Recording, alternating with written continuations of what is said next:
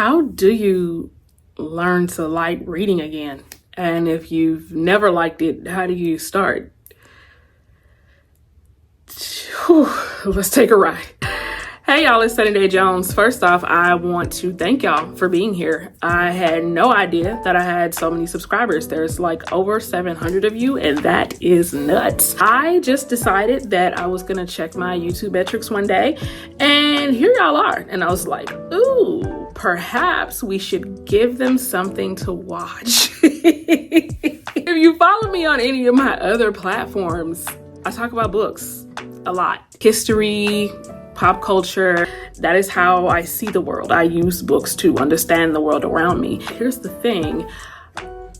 Some people don't like to read, and I have to remind myself of that every single time I open a book and turn a page. A lot of people. It's 2024. In 2023, less than half of Americans read a book. Like even one. 82% of Americans read less than 10 books. But you know what? We really do have to talk about the fact that there's a lot of barriers to entry when it comes to making reading a part of your life, much less something that you like. Let's talk about some of the ways that you can like reading again. I cannot go anywhere in this video without shouting out your local library. Whatever library is local to you, that's the library I'm shouting out. Every single piece of advice that I'm about to give you, I promise you, you can take this video to your local library and they will be able to point you in the direction of what I'm talking about. I promise you, your local library is full of resources, programs, and even events that will make you want to read, that will bring back your like or love of reading. Support your local library.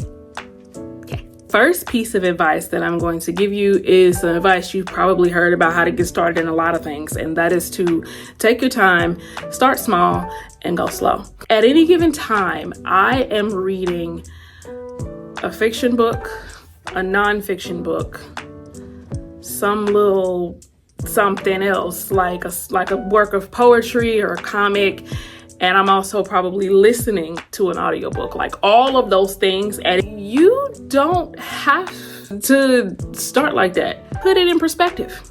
If your end goal is to just read a little bit more than you did last year, than you did last month, than you did yesterday, I would start very simple. When you see a blog link or a news article linked on social media, instead of just clicking the headline and checking the date, read the whole thing. You have to turn the switch back on sometimes. Fully reading small things that you already encounter in your daily life, that'll help. That'll help a lot. You're like, all right, Sunny, I'm past all that. I'm talking about books. Like, what kind of books can I read to like reading again? The last time you liked to read, what were you reading? You should either go back and read that again, or you should read something very much like it. I'm always going to be reading something that reminds me that I like to read. And what I'm reading now that reminds me that I like to read is this. Goosebumps! I was on this app called Whatnot. It's like an auction website. It's like where people go to buy like memorabilia and trading cards and even like clothes and shoes and stuff now. And I got this book for $1.50. What? I used to love Goosebumps. Does that say, have I been talking for 22 minutes? I always say 2 minutes. Okay. I was gonna cut it off right here. It was gonna cut off like next one. But no, it only say 2 minutes. I am in my 30s and I still love a good Goosebumps book. That's where anybody should start when they're trying to like reading again. Read something that reminds you that you like to read. I would also start with reading shorter work so that you can accomplish a lot really, really fast. Like collections of poetry. This is Black Girl Magic. It's from the Breakbeat Poets Volume 2. And it's a bunch of poetry written by Black ladies. I really love anthologies, particularly anthologies of poetry, and short stories are really cool because you get a lot for your money and you get to feel really accomplished because reading a poem is like reading a chapter. It is the hack for reading more really fast. Let's say you're already in a place where you like to read, but you're trying to work yourself up to reading larger works. Y'all, break that thing down. It really is okay to read a couple of pages a day, to read a couple of pages a week, especially if you're not reading nothing now. Anything is better than reading 0 pages. You'll get to the point where you don't count pages anymore. But start slow. Start slow. Read toward your interests. Horror novels are really cool right now. Mystery novels are really cool right now. Historical fiction is really in right now. Every year there's like this really anticipated autobiography that comes out. But you don't have to read things just because everyone else is reading them. You don't have to force yourself to read something that you're not interested in, especially if the whole point is to get you to like reading again. Read towards your interests. If you are interested in gardening, pick up a book or a magazine about gardening. For every single thing that you can imagine, there's a book for that. Find it and leaf through it. I have an entire book dedicated to the history of the Transformers. It is the Transformers Bible. There is a book for every interest, for every hobby. What is your current interest? What is your current hobby? Read towards that. Pick a moment of like positive nostalgia when you were growing up and maybe read something attached to that. I'm a mid-millennial, like I'm 32. There are so many things that have happened in my lifetime. There are so many people who were infamous in my childhood and teenage years that have books out now. Child. Ooh-wee! I heard she talking her shit in here. I just got this the other day. Why did I get it? Because it was a nostalgia pull for me. So at the time, I was experiencing Britney Spears as a pop star. To hear it from her perspective, from how she was experiencing the rest of the world, oh my God. Let me know in the comments if you want a full review of that. I will give you a full play-by-play review of that thing right there because, my last tip comes in multiple parts, but the biggest theme is to get creative about how you read. On the internet, it really does look like reading is part of this cozy self-care life. There's mood lighting and a comfy little bench or a chair, and somebody is leaning back with their favorite cup of coffee or tea and they're reading. Wow, that is my current background right now. Be that as it may, reading doesn't have to look like that for everybody. In fact, reading can't look that way for everybody. A lot of people will fall into the trap of trying to make reading an aesthetic that they don't realize isn't really working for them. There's book clubs. That's the thing. Yeah, those things still happen. Online book clubs, in-person book clubs. There's even silent book clubs. Yes.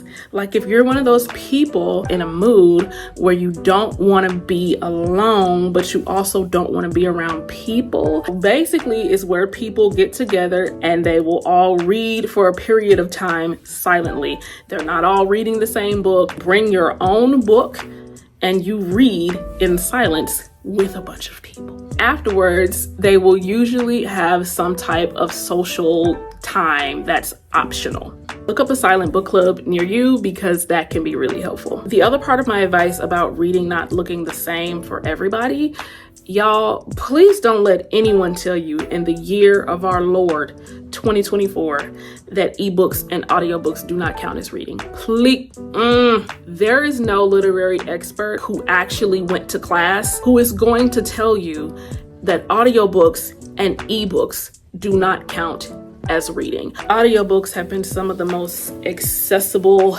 ways to read for me. I have ADHD, and sometimes that comes with the level of anxiety, a level of depression sometimes. What am I trying to say? There are some times that I couldn't get out of bed, that I could not get off the couch, and just turning a page was too much for me. But I was able to at least hear something other than my intrusive thoughts while I was riding in bed for the day. We really lose what different forms of reading can do for people who don't learn or process information in the same ways as we do. You can read a book in your car on your way somewhere, on your way home. You can read a book while you're doing chores or doing errands or folding laundry. It makes reading so much more accessible. I can't stress audiobooks and ebooks enough. What I love most about ebooks is this. When I was in college and I realized that ebooks allowed me to read in the dark, like I actually cried with joy and happiness. And I don't know if there's someone else out there who did not put the 2 and 2 together, but I just figured I'd put it together for you. Ebooks allow you to read in the dark.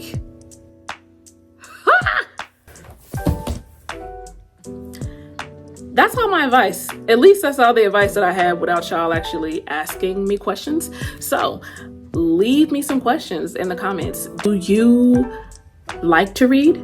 Do you love to read? Do you wish you read more? Are there books that you would like me to review, that you would like me to talk about? Would you like reading vlogs? Because let me tell you something, all of the advice that I just gave, I do all of those things on a regular basis. I'm a teacher at heart, and I can't recommend nothing that I ain't tried. I can't teach y'all from a book I ain't read. I want you to like reading. And if you used to like reading, but you don't anymore, I want you to like reading again. Thank you for being here. Bye. What? Oh, I'm hitting the wrong button. Okay.